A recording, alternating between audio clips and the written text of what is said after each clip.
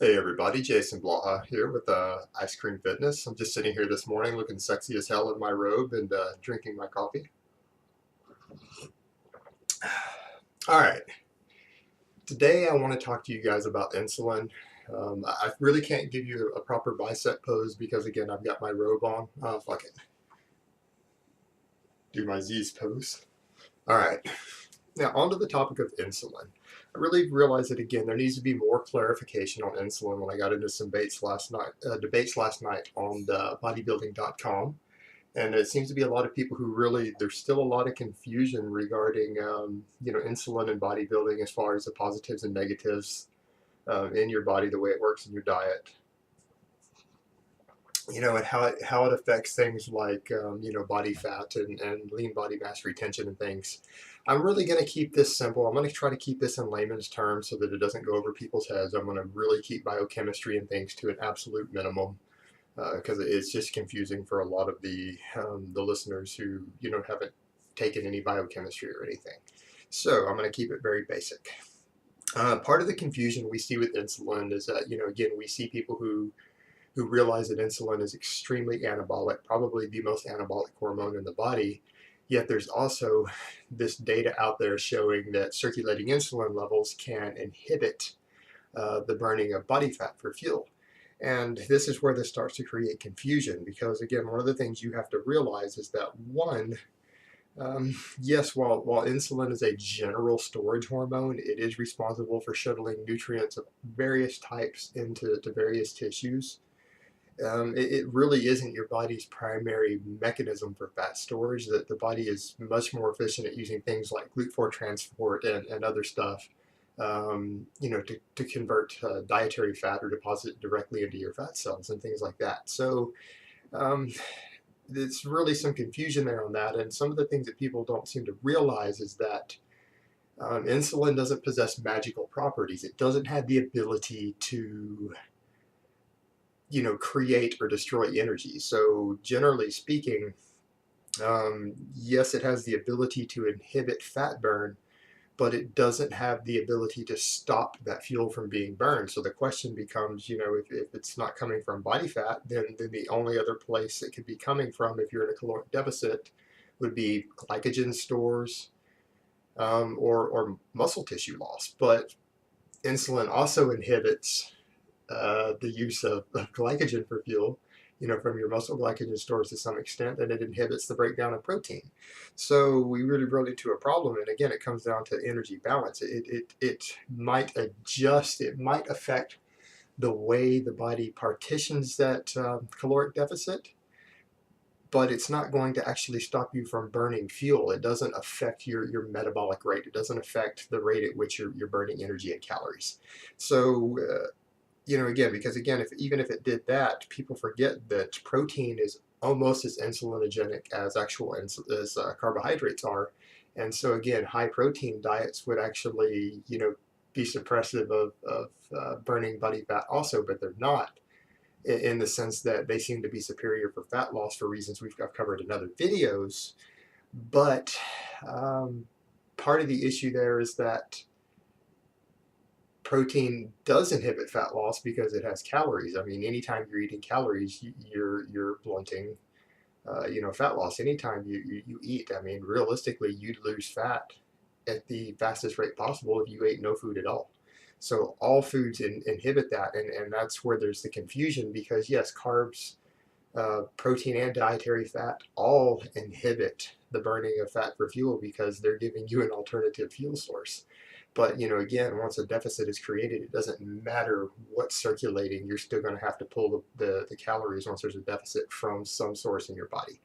Now, the thing is, insulin can be used to your advantage in that regard because, one, if you're a very conditioned athlete or you're stimulating muscle growth and you do, resistance training, cardio, and other things that enhance nutrient partitioning and improve insulin sensitivity in your muscle tissue, you're actually creating a bias in your body for your muscle tissue to have a higher degree of insulin sensitivity than your fat tissue does. And when you're in that situation, actually the insulin that's circulating, actually has the potential to reduce muscle breakdown more than it will reduce, or more than it will inhibit the ability of the body to burn body fat stores. So in some ways, circulating insulin for someone who's got a high degree of insulin sensitivity because they train regularly and intensely is actually potentially protein sparing when you're in a caloric deficit. So it's actually kind of your friend. And the other thing to consider there again, and when we're talking about insulin responses to foods, I mean, people get confused when they look at insulin responses for people who are insulin resistant. But again, if for people who are watching my videos, these are people who are interested in fitness training. If you're watching my videos for information, you're either already a hard training individual or you're looking into becoming one and you want to start weightlifting and you want to improve your physique and your health and your general fitness. And in that case, even if you still have some insulin resistance now, in 6 months you probably won't anymore. If you start training hard, doing heavy squats, intense cardio, things like that, you're no longer going to be insulin resistant. You're going to have an improved insulin sensitivity in your muscle tissue, and in that case, you're not going to see that. You're going to see a reduced insulin response from anything you eat, because once you're fairly insulin sensitive due to trained muscles, your body produces less insulin as a response to eating everything from carbs to protein. So your body actually will produce less because your muscle tissue needs less to uptake the glucose and things from your bloodstream. So, realistically, you're actually, through training and lifestyle, you're potentially changing uh, those negative things associated with a high insulin response to food. And then when we come to the other point, something people forget too when they start discussing even glycemic index and the rates of carb absorption and insulin response, and again they're concerned about insulin spikes. I would again suggest to you that your fat burning is a continual 24-hour process. I mean, you are continually burning and building body fat at any given second of every day. And generally speaking, for a person with a given amount of insulin sensitivity, whatever it is, all amounts of carbs or proteins are going to require the same amount of insulin to regulate in your blood sugar. It's just a matter of whether it comes all at once, or over a slower time period, and they're going to end up being stored somewhere, and preferably inside your muscle tissue, of course, is ideal. But just because something absorbs faster and produces a greater short-term insulin response doesn't mean that it's going to produce a greater insulin response throughout the day. And again, the reason for that being because once the faster absorbing, carbs or proteins have been regulated and your body has produced insulin to push them into tissues for storage, your insulin levels and blood sugar levels go down. They don't continue to rise. Whereas if you're eating something slower absorbing, they won't peak as much, but they're going to stay elevated for a lot longer. And so your net insulin response is going to be about the same regardless of how fast the food's absorbing. It's just a matter of whether it's going to be a spike or whether it's just going to stay elevated for a more prolonged period of time.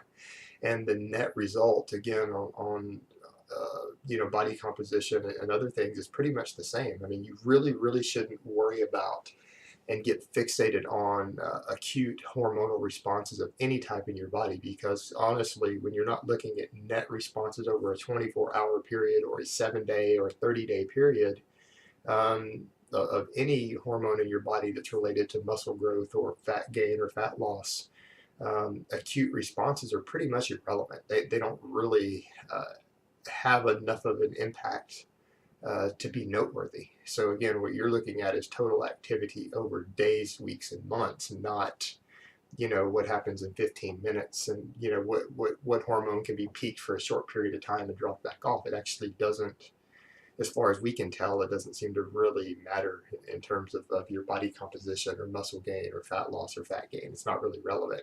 So again, worrying about these sort of things isn't a problem. So again, I would suggest if you're concerned about insulin sensitivity and things, don't worry about not eating carbs or not eating protein, the most insulinogenic foods, because those foods are actually, extremely protein sparing even when you're in a caloric deficit. They help you hold on to muscle tissue. Instead, if you're worried about insulin response, train harder.